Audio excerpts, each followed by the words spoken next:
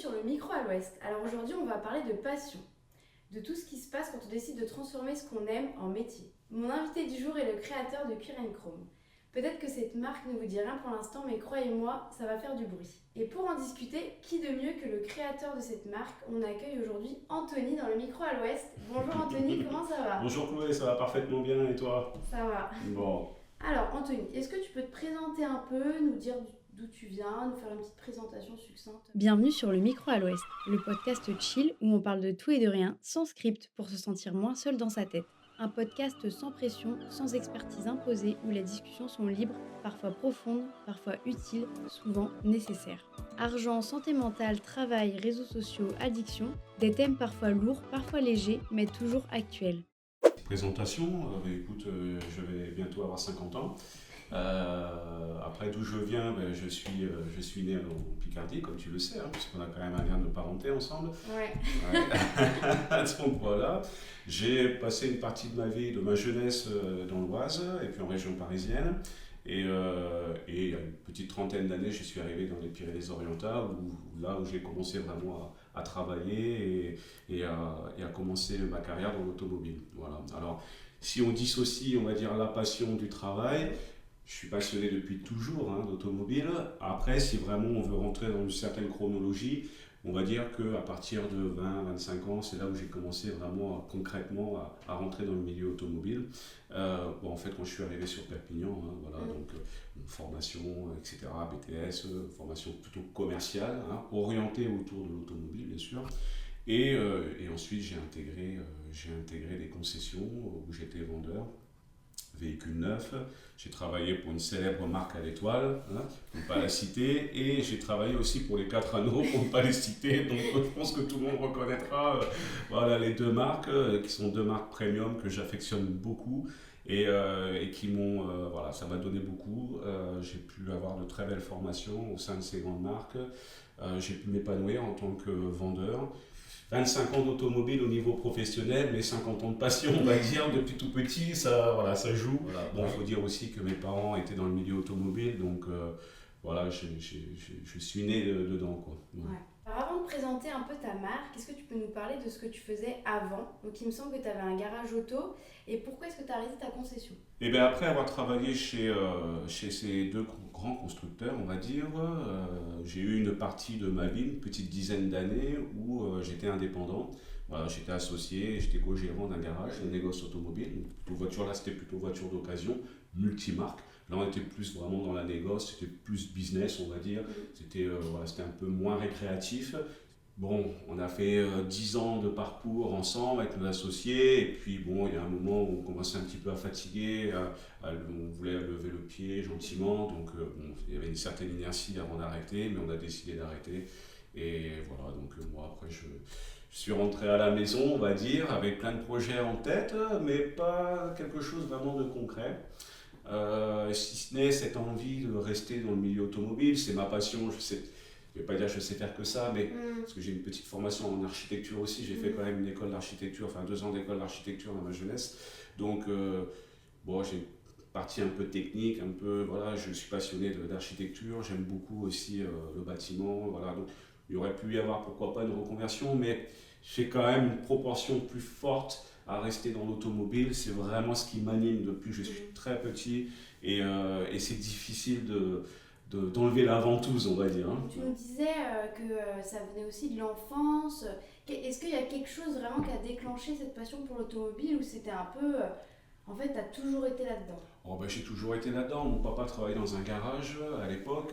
Il était responsable d'un magasin de pièces détachées. Donc, quand ma mère venait le chercher le soir, moi je sortais de l'école, j'étais dans la voiture, je sortais de la voiture, avant qu'il termine, parce qu'il finissait vers 18h de mémoire, moi je courais dans le garage, j'allais dans les ateliers, les mécanos c'était mes copains, c'était les copains de mon papa, donc Voilà, même le directeur de la concession, qui était je me rappelle, monsieur Charpentier, qui était un homme fantastique et adorable.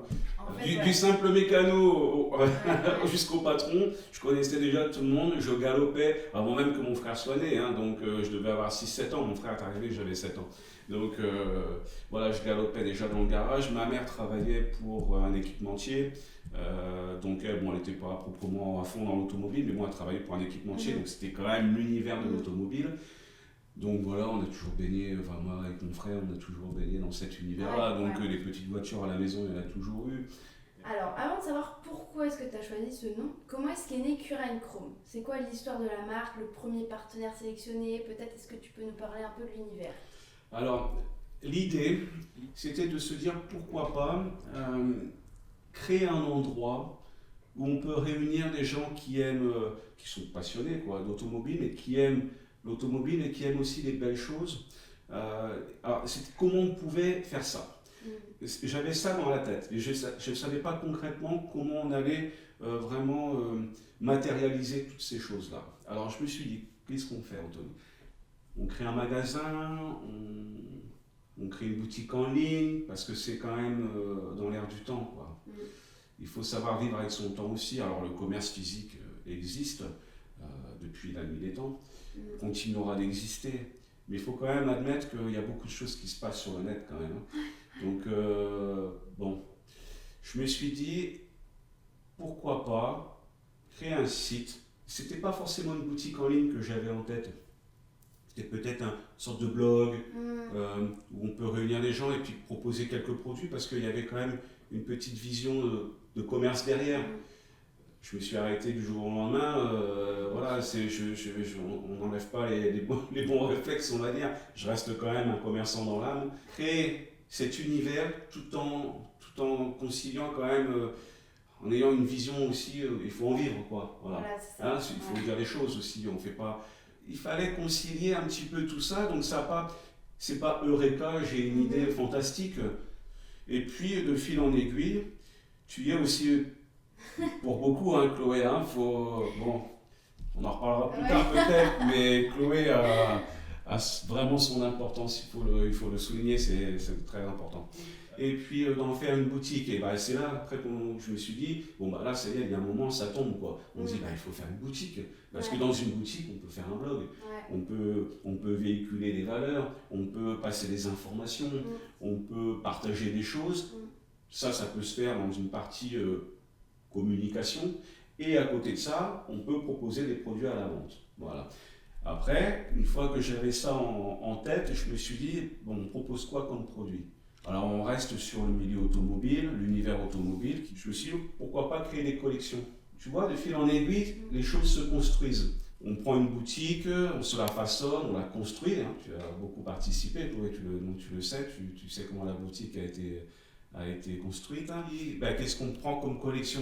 Et si on veut avoir des produits qui sont sympas autour de l'automobile, après ça tombe un peu logiquement, quoi. Donc les miniatures, évidemment, ça c'est quelque chose. On retourne en enfance, quoi. C'est magique un peu. C'est fantastique, surtout quand on attrape des produits comme ceux qu'on présente, hein. C'est fantastique.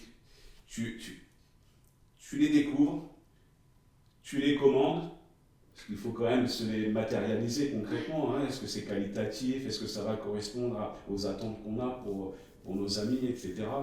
Et tu déballes la boîte et là tu retombes 45 ans en arrière, quoi. Tu comprends, c'est fantastique ça. Et ça, c'est ça que j'ai envie de partager. Voilà. J'aimerais que quand quelqu'un consulte la boutique parce qu'il s'est dit tiens, j'ai vu une vidéo d'Anto, il présente ça, ça a l'air quand même sympa, allez, je vais le commander pour mon fils, pour mon neveu. Allez, je commande ça, et puis voilà. Ce que j'aimerais, c'est quand ça arrive à la maison, qu'il y ait le même sourire que la personne ait le même sourire que moi quand j'ai découvert. Voilà. Si ça fonctionne, c'est fantastique. Voilà. L'idée, elle est là. Alors, c'est valable pour des miniatures, c'est valable pour tu as vu les affiches qu'on a, les affiches fantastiques. On a des affiches, donc des articles de décoration, les gants de conduite. C'est terrible ça, des gants de conduite. Tout est très qualitatif. Je savais que ça existait, j'en avais jamais porté. Je me suis dit, tiens, on va en commander, comme ça on va voir, ça peut... À réception, j'étais subjugué, quoi. Ouais. J'en ai commandé aussi pour Julie, quoi. Et elle m'a dit, mais ces matières, Ouais. elles sont fantastiques, quoi. C'est de qualité. Voilà, ça se partage. Donc c'est valable pour les grandes conduites, c'est valable pour les miniatures, c'est valable pour les affiches. On va développer aussi des collections orientées sur l'horlogerie. Moi j'aime beaucoup les montres, ça me passionne. Il y a un parallèle avec l'automobile, il y a le côté mécanique, le côté qualité des matériaux. Ces choses-là, il y a une sensibilité. L'horlogerie, c'est très proche de l'automobile, quoi. Ouais. Et voilà, donc on va proposer d'ici quelques temps des belles pièces d'horlogerie. Il y aura une division, on va dire, aussi vêtements. On a plein de choses en tête, quoi. Tout ce qui touche à l'automobile. Tout ce qui touche à l'automobile, voilà. Par exemple, tiens, je vais aller faire un tour sur le site Cuir Chrome d'Anto parce que j'ai vu qu'il y avait des miniatures sympas. Ah, je vais peut-être me faire une petite paire d'affiches, quoi. Ouais, Voilà, parce qu'il y en a pour tous les goûts. il y en a pour tous les goûts, il y en a pour toutes les bourses aussi, parce que on essaie d'avoir des choses de qualité, mais on tombe pas dans l'absurde, on vend pas des choses, on propose pas des choses hors de prix non plus. On essaie de trouver le bon compromis entre la qualité. Moi, j'aime bien l'aspect un peu premium. J'ai vendu des voitures quand même haut de gamme. Je suis très sensible aux matières. J'aime beaucoup le cuir, l'alcantara, le chrome. Voilà, toutes ces choses-là. Quand je rentre dans un garage, l'odeur de gasoil ou l'odeur d'essence d'une voiture ancienne, ça ne me choque pas. Au contraire, ça me fait des choses, quoi. Voilà. Donc, on reste raisonnable sur les produits qu'on propose, mais on ne sort pas du fil conducteur qualité. Voilà. Je ne voudrais pas proposer à mes amis, des gens qui ne nous connaissent pas mais qui nous font confiance en nous achetant des choses. Je veux pas Avoir de déception. exactement. C'est bête. Après, ça touche un peu à ma personnalité aussi parce que moi, j'aime pas décevoir. J'ai toujours été fidèle, j'ai toujours été droit, j'ai toujours été correct avec mes clients, j'ai toujours été correct avec mes fournisseurs. C'est dans mes gènes, quoi. Donc, pourquoi changer? Ça serait pas vraiment moi, quoi. Pourquoi est-ce que tu as choisi Cuir Chrome comme nom? Comment est-ce que ça t'est venu? Alors, ça c'est pareil, si tu veux, c'est pas tombé du ciel, mais c'est pas venu complètement par hasard non plus. Bon, après j'ai une vision pragmatique des affaires quand même. Donc je me suis dit, alors une fois qu'on a eu l'idée de la boutique, avec les produits, etc., je me dis, bon, il faut quand même structurer les choses, quoi. Donc on crée une entreprise, quoi. Bon. Donc pour créer une entreprise, bon, il faut trouver un nom. Bon là en l'occurrence c'est ALR Distribution France, parce que je me suis dit, on est quand même dans la distribution du produit, création d'une société, donc là on est sur une SARL, etc. Après, si on a une boutique en ligne, il faut trouver un nom commercial. Ouais. Donc le nom commercial, alors j'ai tourné un peu en rond au départ, je me suis dit, comment on va appeler ça, quoi? On va pas, c'est une boutique en ligne, bon, on va pas appeler les shops, quoi. Même s'il y en a beaucoup. Automobile shop. Ouais, j'ai fait une espèce de brainstorming, quoi, comme tout le monde pourrait le faire, quoi. Ouais, Tu mets des idées sur une feuille, t'en discutes autour de toi, tes parents, ta famille, mais les enfants aussi, parce que mes enfants ils sont jeunes, mais bon, ils sont fabuleux, donc ils ont du vocabulaire, tout ça, et puis ils ont des idées, puis voilà, faut que ça vienne un peu de partout, quoi. Et puis, voilà, petit brainstorming, et on met des idées, et puis en mettant des idées, en couchant des idées sur la feuille, et on a trouvé des noms de matières, voilà, des choses qui étaient liées à l'automobile. Alors quand tu regardes une voiture, tu te dis, il y a du métal, il y a les pneus, il y a du plastique, il y a la calandre en chrome, chrome, tiens, l'antéchrome. Moi j'aime bien les belles voitures, donc aluminium, alcantara, c'est des choses qui parlent. Ouais. Donc tout ça on le couche et à un moment donné on fait une sélection. Après il faut des noms qui soient un peu percutants aussi. On ne peut pas avoir un nom commercial qui soit à rallonge. Ouais. Il faut un truc qui puisse parler aux étrangers, mais surtout aussi aux Français. Puis je me suis dit, cuir c'est pas mal, chrome. Après, je regardais un peu sur internet des différentes entreprises, si ça existait, si ça n'existait pas. Puis à un moment, ça m'est venu comme ça, en regardant les trucs, j'ai essayé d'associer deux termes. Je me suis dit, deux c'est bien, trois c'est peut-être de trop. Et puis j'ai associé plusieurs trucs. cuir, voilà, tac. Puis à un moment, cuir and chrome, c'est tombé, cuir et chrome. Et je me dis, c'est pas mal ça quand même. Ouais.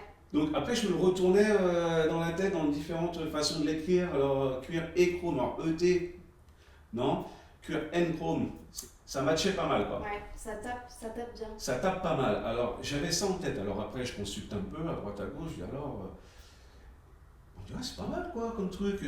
Donc voilà, donc ça c'était né. Ouais. Alors après, évidemment, c'est important aussi, c'est de le déposer. Donc là, il y a les étapes à l'INPI, c'est important de déposer la marque parce que au départ, je n'avais pas cette notion de marque. En fait, c'est grâce à toi quoi, que ça s'est un peu révélé. Ben, c'est vrai, il faut dire les choses.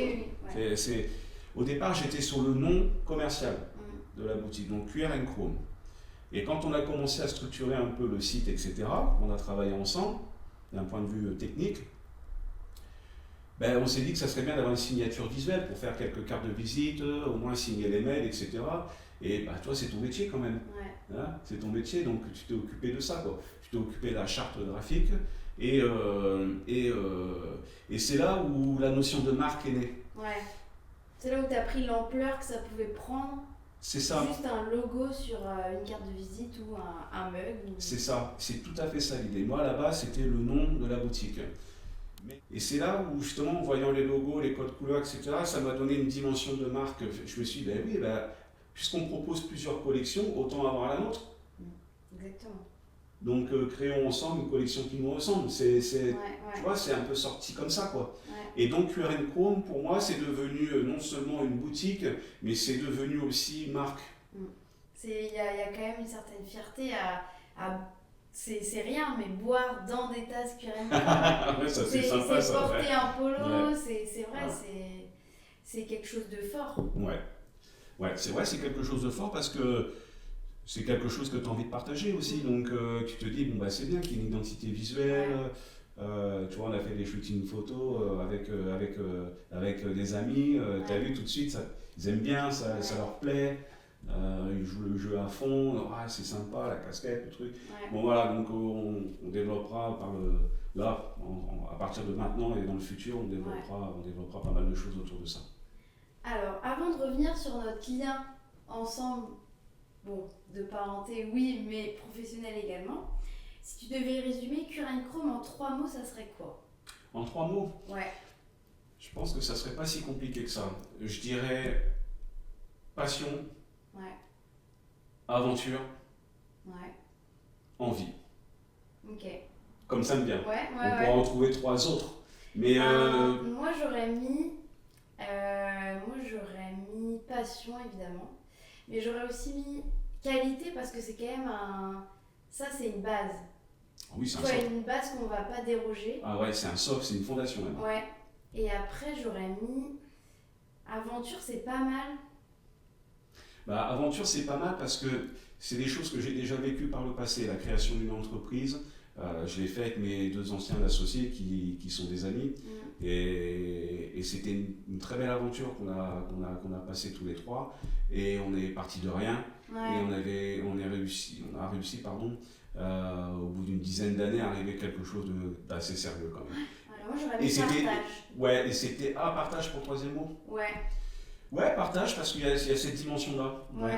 Il y a cette dimension-là, je suis absolument d'accord avec toi. Ça ne m'est pas venu comme ça spontanément, mais on en a parlé tout à l'heure quand on parlait des collections qu'on découvre, on a envie de les partager. Donc oui, la boucle est bouclée, on revient sur ce qu'on disait au départ. Tout à fait, je suis d'accord. Donc on est ici pour parler aussi de passion. Donc Cuir and Chrome, ça vient d'une passion. Pour toi concrètement, ça veut dire quoi au quotidien ? Est-ce que ça change ta façon de travailler, le fait de travailler avec passion ? Ah oui, absolument. Ça change tout. Ça change tout parce qu'on peut travailler de manière mécanique. On pourrait travailler de manière purement mécanique en disant, bon, alors j'achète tel produit, tac, je ne l'ai même pas vu, bon, c'est pas grave, je le mets en ligne et puis au revoir.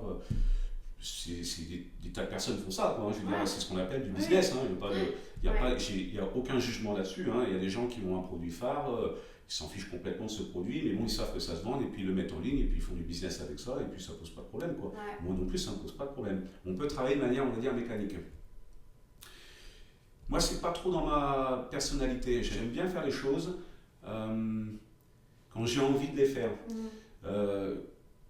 J'ai été par le passé capable de faire des choses que je n'avais pas envie de faire parce qu'il fallait les faire, tout simplement. Et justement, j'arrive à une certaine expérience maintenant où je me dis, faut qu'il y ait quand même de l'envie, il faut qu'il y ait quand même de la motivation. Euh, donc s'il n'y a pas de passion, ça ne fonctionne pas pour moi en tout cas. Voilà, pour moi. Le côté mécanique de trouver des produits, etc. Moi, j'aime bien les comparer avant, je regarde. C'est le truc de passionné qui fait que je vais aller pousser un petit peu plus loin dans la recherche du produit. Tout ce qu'on a proposé, tout ce qu'on a présenté, les Play Forever, les Bagheera, tout ça, il faut les trouver quand même. Si tu n'es pas motivé, en 3 clics, tu abandonnes quoi. Donc voilà, c'est ça qui motive quoi. Et puis c'est ça qui fait la différence entre quelqu'un qui fait ça pour le business et quelqu'un qui fait ça pour partager. Et ça c'est sympa parce qu'on se parle naturellement quoi. Et vous vous comprenez. Et on se comprend, ouais. D'ailleurs, c'est tous ces passionnés, c'est marrant. C'est incroyable. Mais c'est ça aussi qui fait peut-être qui fait la qualité de leurs produits. Parce qu'ils font très attention aux détails. C'est ça. Les artistes, c'est pointu quand même leurs affiches. Ouais, alors les artistes, Ricardo c'est super pointu. Donc on voit que ça vient du cœur pour être aussi... Après, Searbox c'est pareil. Searbox, quand on regarde de près, il fallait trouver. Moi je peux pas voir les détails des voitures, mais toi tu vois les détails respectés. Ah ouais, c'est un truc de fou quoi. C'est les personnes qui sont animées par ça quoi. Donc voilà, on le sent quoi. Qui font les expos, qui vont sur les circuits, qui ont quelques-uns ont même des voitures de collection. Pour en revenir à la passion, c'est vrai qu'on a tous plus ou moins des passions. Et moi, par exemple, je ne me serais pas vue faire autre chose que ce que j'aime, que ce que je fais actuellement. Toi, est-ce que là, demain, on te dit ça ne fonctionne pas, machin, est-ce que tu te verrais un truc un travail alimentaire? Par la force des choses, je le ferai je le ferai pour mes enfants, parce que voilà, une famille, le foyer doit être animé, il doit vivre, hein, et puis voilà, il faut s'il fallait. Après, je ferai tout ce qu'il faut. Plus faire ça. Voilà, justement, pour pas tomber dans l'alimentaire, comme on dit, quoi. Voilà, après, j'ai toujours travaillé, donc ça ne me pose pas de problème de mettre mon réveil le matin et d'aller travailler, quoi. J'ai aucun souci là-dessus pour moi, quoi. Après, quand on peut vivre de sa passion, c'est top, quoi. Alors, il y en a qui peuvent se lever le matin et juste aller travailler, mais c'est comme une tâche à faire, revenir et après vivre leur vie. Oui. Mais ça, c'est... Nous, on ne fait pas partie de ces gens-là, on va dire. Non, c'est vrai qu'il y en a... D'ailleurs, il y en a souvent qui utilisent l'expression je pars au boulot et je rentre à la maison, je pose mon cerveau et ça y est, c'est fini, je passe à autre chose et je vis ma vie à la maison. Et mon boulot, en fait, je m'en fiche. Moi, j'ai jamais été trop comme ça parce que justement, je me suis même fait des nœuds à l'estomac plusieurs fois parce que je pensais au travail le soir, le matin très tôt, même le week-end. Quand tu travailles pour toi, c'est quand même ça repose un peu sur tes épaules, quoi, tout ça. Donc, tu as des soucis, t'as pas que le quotidien du travail, tu as tout ce qui va autour, construire un bilan, les comptables, etc., les banquiers. Des fois, tu as besoin de lever des fonds, donc il faut y aller. Et puis il n'y a pas de à 17h, c'est fini. Ah non. En fait, c'est... Mais c'est aussi ce qui fait de toi ce que tu es, parce qu'il n'y a pas de coupure.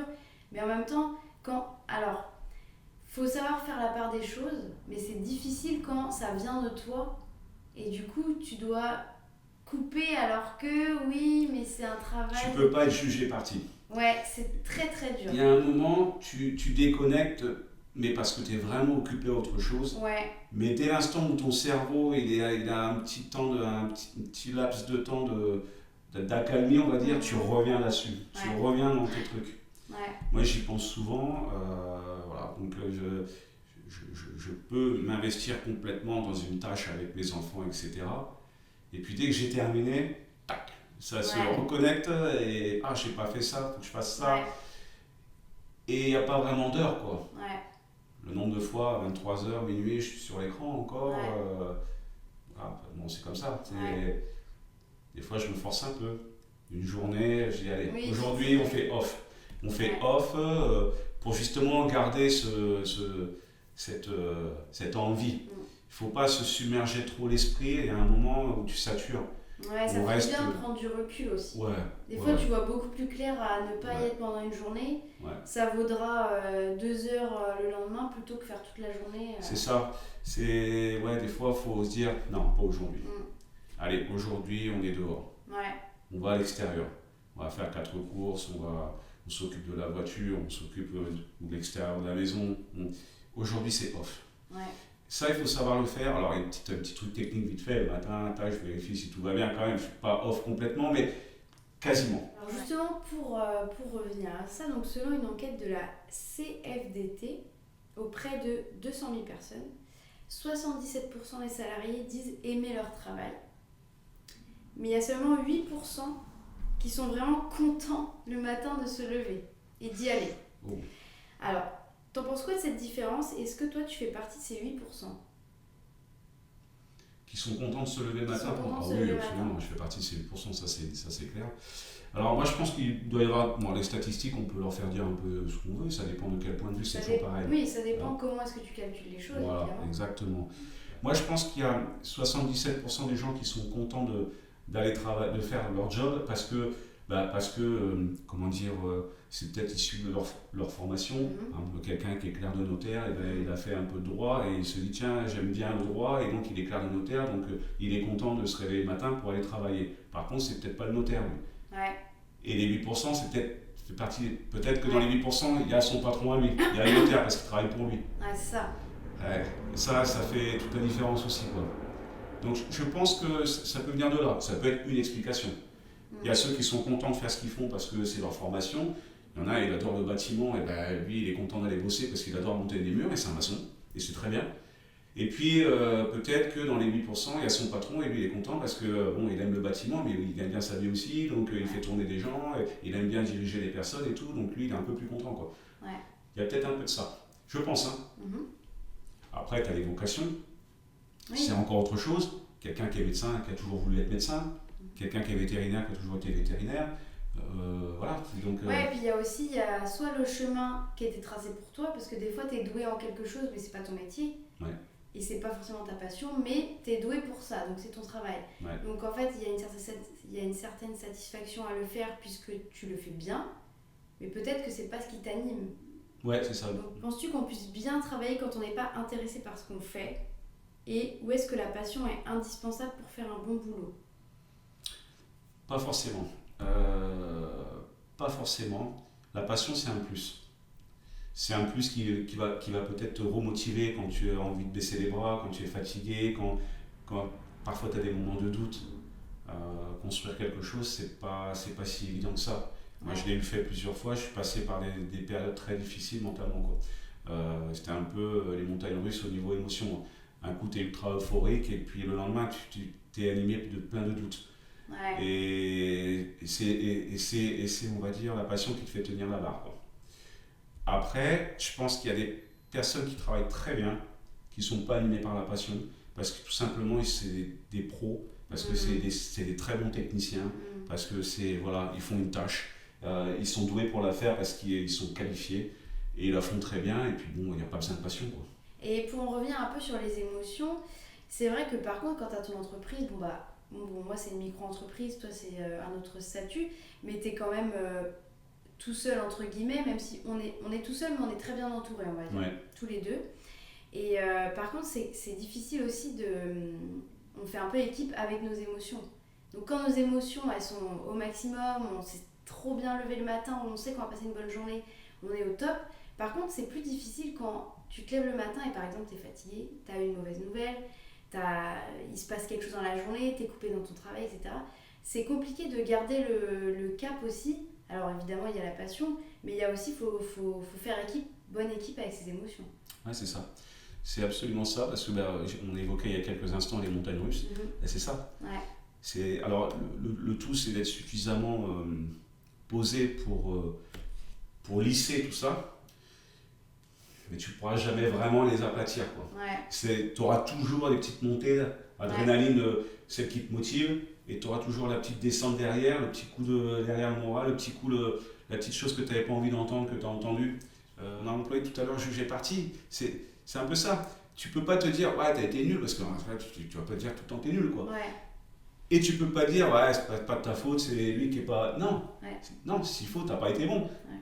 Oui, ça bien vient sûr. pas de toi, quoi. Est-ce mais, que tu crois c'était pas le bon moment, c'était pas la bonne personne? Il y a un peu de destin, enfin, rien n'est mauvais, non, mais... non, non, on peut y croire. On peut y croire à ça parce que la vie, elle est faite de rencontres.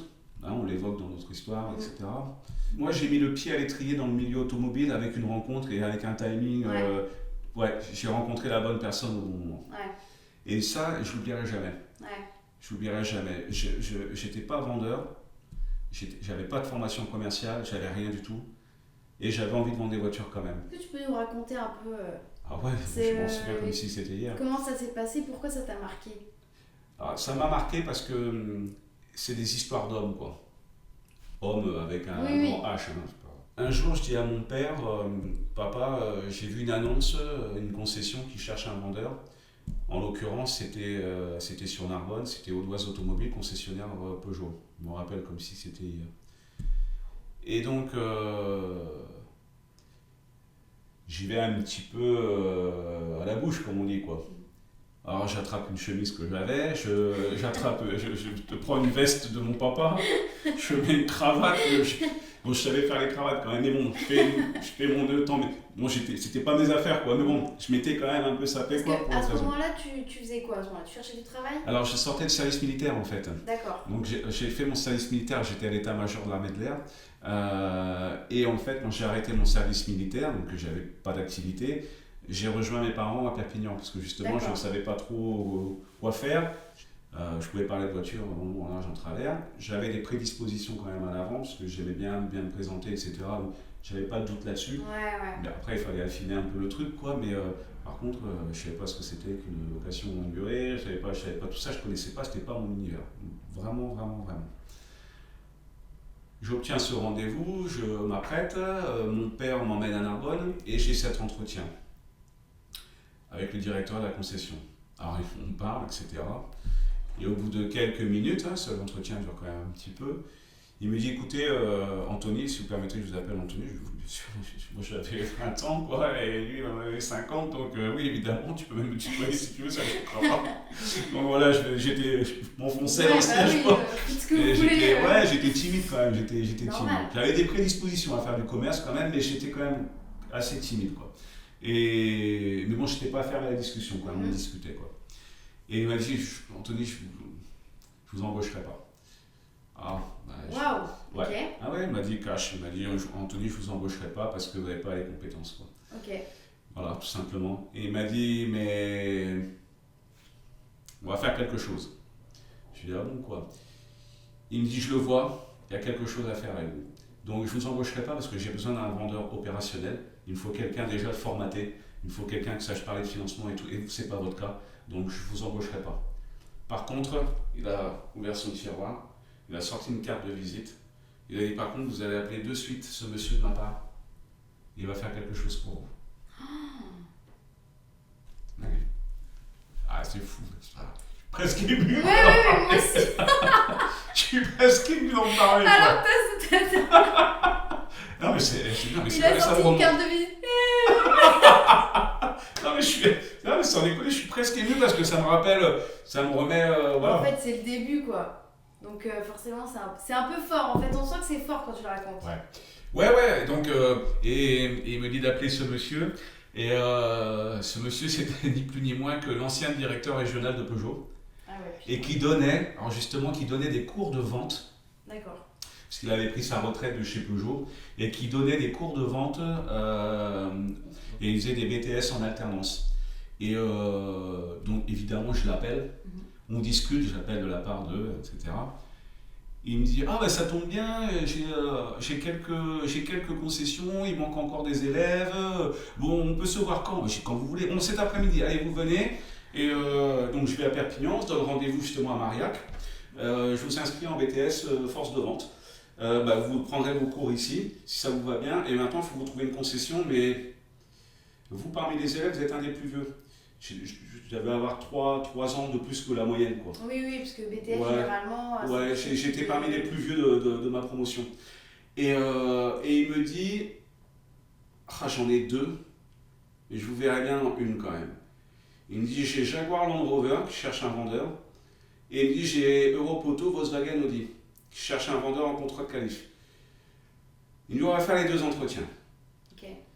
Donc on fait les 2 entretiens, et j'avais un peu le choix, les 2 étaient open, quoi. Et j'ai préféré Volkswagen Audi. Et parce que j'avais rencontré pas le directeur, le patron, monsieur Carbonet à l'époque, qui m'a lui, c'est encore une histoire de rencontre, quoi, qui m'a donné ma chance. Ouais. Donc tu vois, c'est une histoire de rencontre. Ouais. Je vais à la bouche dans une concession, le type il me dit je vous embaucherai pas. Par contre, appelez ce type me fait intégrer une formation, la formation en alternance chez un constructeur premium, bim bam boum. Voilà comment je suis rentré dans l'automobile. C'est dingue, hein.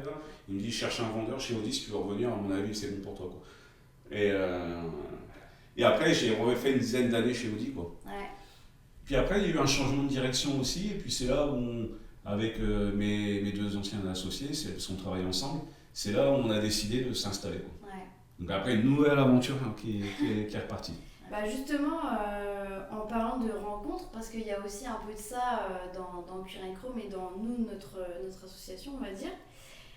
Donc je me rappelle du jour, donc l'année dernière, où je suis venue manger ici au barbecue, là, et où on a discuté. Et cette discussion-là, je sais pas pourquoi, mais moi, elle m'a un peu marquée. Après, en rentrant, j'en ai parlé à mes copines, j'en ai parlé à Arthur, enfin, je sais pas, cette discussion, pourtant on en avait parlé vite fait, mais... Quand tu parlais, il faut que tu fasses confiance, enfin, il faut que tu aies une bonne relation avec ton banquier, avec ton comptable, machin. Et donc pour mettre un peu de contexte, donc Anthony, c'est le cousin de ma mère, donc moi je suis ta petite cousine. On était dans le coin l'année dernière en vacances et on est venu ici manger, quoi. À ce moment-là, vous étiez toujours en train de chercher quelque chose avec Julie, peut-être quelque chose à faire ensemble, ou voilà, tu cherchais encore un petit peu ton truc, le truc que tu allais faire. Ton projet. Oui, c'est vrai qu'on avait évoqué à un moment le fait de travailler ensemble avec Julie aussi, avec ma femme, parce que justement elle était en période où elle avait arrêté aussi, donc c'est vrai qu'on savait pas, on tournait un peu autour du pot. C'était dans la recherche. On était dans la recherche, on n'était pas encore arrêté sur quelque chose de précis. Tu me racontes ça, que vous êtes en recherche, etc. Et quelques semaines plus tard, Julie, elle m'envoie un message un peu ambigu, un peu on t'appellera bientôt, faut qu'on te parle d'un projet. Ok, bon, bah je réponds, ok, appelez-moi. Donc trop bien, pourquoi pas. Donc j'attends quelques semaines, tu me racontes la naissance de Cuir & Chrome, on s'appelle en visio, voilà. Je te dis ok, bah oui, moi je suis... trop chaud, je te suis, machin. Est-ce que toi tu peux me raconter un peu comment t'as vécu la chose? Donc moi j'ai vécu comme ça, je me suis dit, bah carrément, moi je te suis dans le projet. Quand elle m'a envoyé le message, j'étais... Qu'est-ce qu'ils ont décidé du coup? C'est quoi le... Mais non, mais la direction? De toute façon, on savait que tu étais dans la com. De toute façon, je veux dire, voilà, on savait que tu étais diplômé de ça, que c'était ton activité, que tu te passionnais pour ça, que c'était vraiment... Toi, ta direction, elle était déjà tracée, quoi. Ben, quand j'ai eu la genèse de ce projet, ben, il y a un moment où j'étais en mode je l'ai fait tout seul, quoi, tu vois. Et quand tu crées une entreprise, il faut que tu aies une stratégie quand même. Hein, et c'est pas j'ai l'idée, eureka, et puis tout va bien. Il n'y a rien qui se fait tout seul, il y a tout un processus. Alors, ça commence par les termes techniques, une création, SARL, micro-entreprise, ce que tu veux, mais bon, il faut déjà choisir ton statut. Moi, j'ai choisi la SARL parce que j'ai tout de suite vu la dimension que ça pouvait prendre. Et je me suis dit, je peux intégrer des gens au capital, je peux embaucher, on peut faire plein de choses. J'avais besoin de ce statut de récup de TVA aussi, on ne rentre pas dans le détail, mais tu ne te lances pas dans le commerce en claquant des doigts. Il y a quand même tout un process technique à mettre en place pour monter la boîte, etc. Ça, je savais le faire. Je suis très bien entouré, j'ai un expert comptable qui est fantastique, qui nous suivait avec mes anciens associés et qui les suit toujours, et moi qui me suis aussi sur d'autres choses. Donc on a une relation de confiance, c'est eux qui se sont occupés de tout au niveau du montage financier, etc. Et de la fiscalité, etc. Je suis la stratégie. Donc il y a le montage technique de la boîte, donc ça, Après, il y a le montage technique de la boutique, parce qu'il faut quand même, oui, tu veux faire une boutique en ligne avec un blog et tout, mais techniquement, il faut le mettre en place.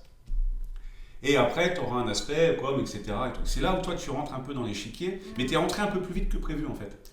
Ouais.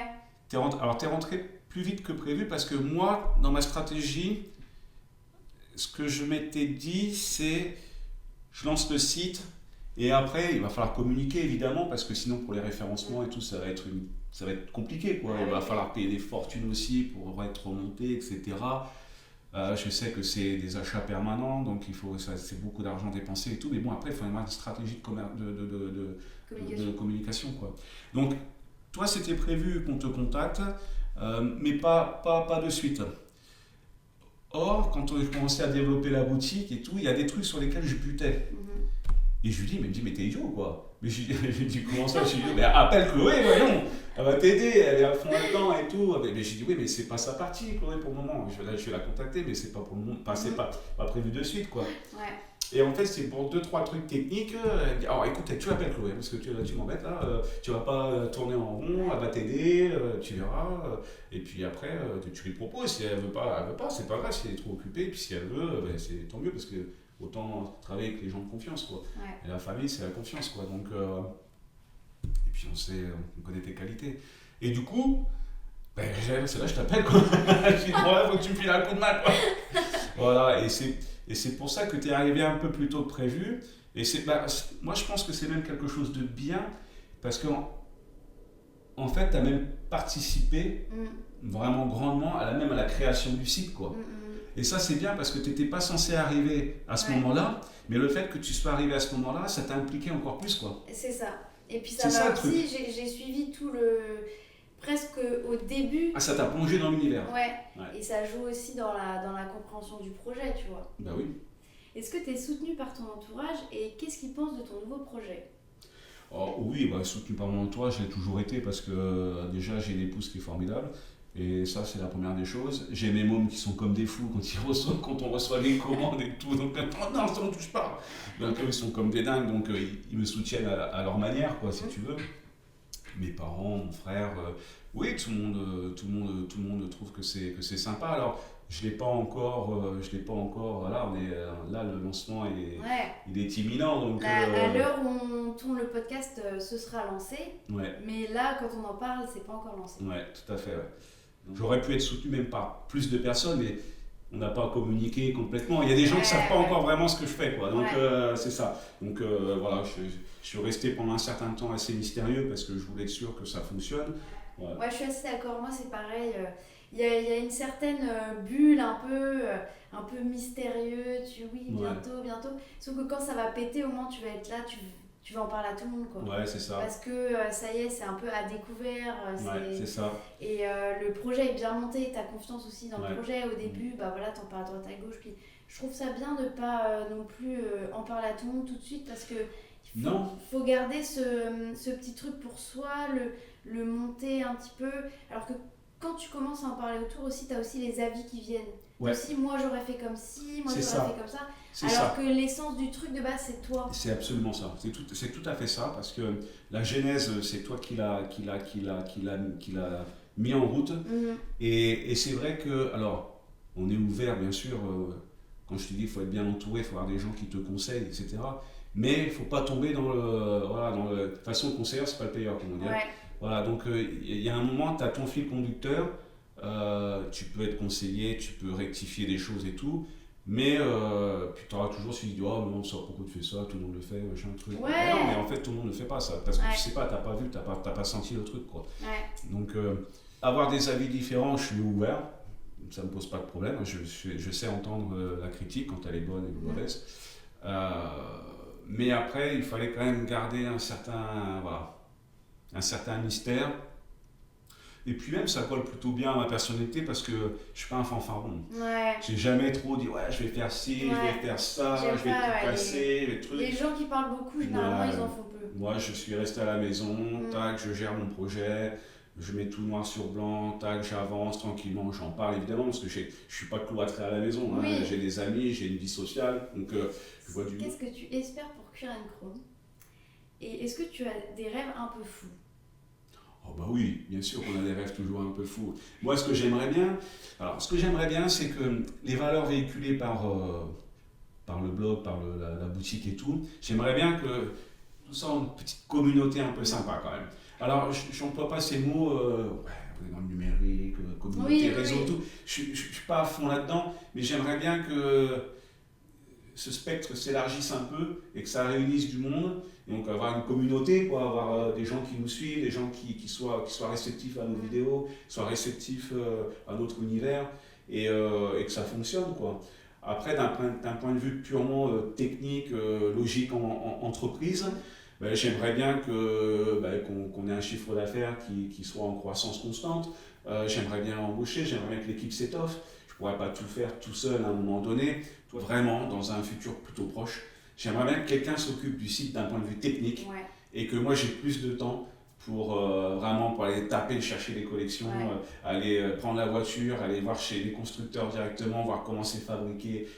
Moi je veux ça. Ouais. Voilà. Et puis je veux ramener la collection, je veux la partager et je veux passer un petit peu moins de temps sur la partie logistique du site qui est très chronophage.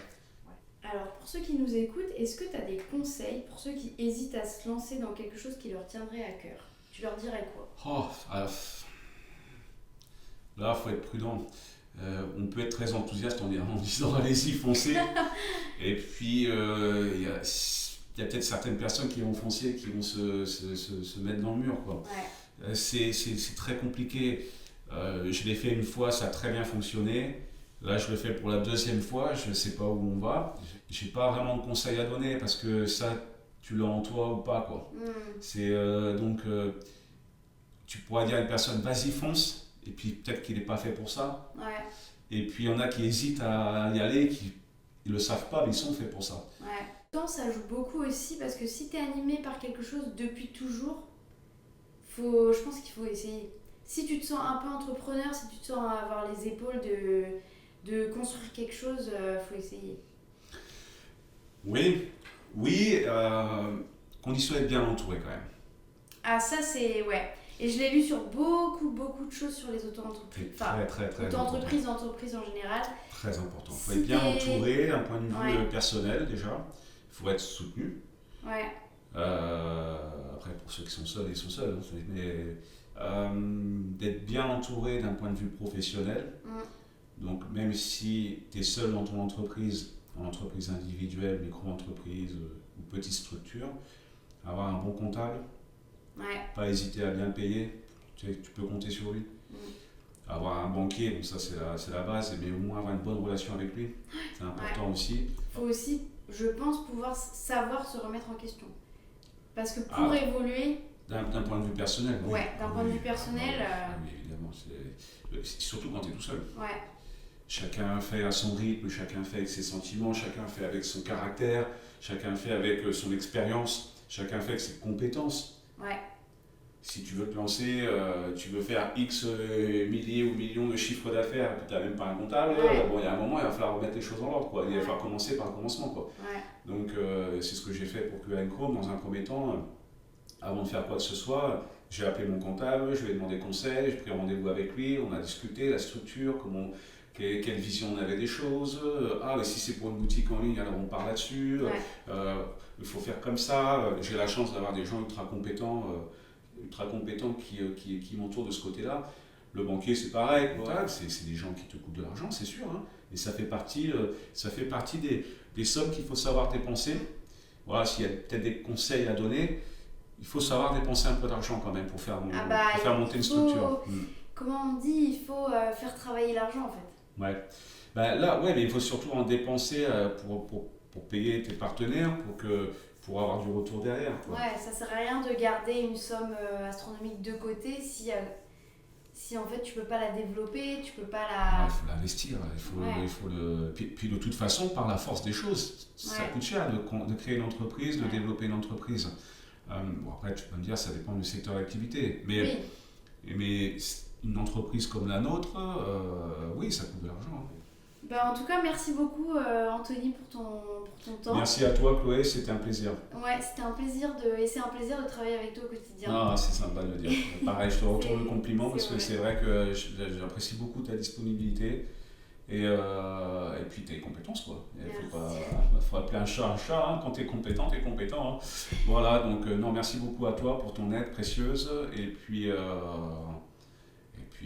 on va faire avancer tout ça, quoi. Et on souhaite un bon lancement à Current Chrome. Et l'aventure commence un peu, quoi. Ça y est. Alors l'aventure a déjà commencé depuis quelques mois, mais là on va dire qu'elle va prendre, un bon virage là. Ouais, Donc, à une prochaine peut-être. Très vite, j'espère. Merci d'avoir écouté cet épisode du Micro à l'Ouest. Si ça t'a parlé, n'hésite pas à partager autour de toi, à en discuter avec tes proches ou même à me faire un retour. Tu peux aussi t'abonner pour ne rien rater des prochains épisodes. On se retrouve très vite pour une nouvelle discussion au micro. À l'Ouest!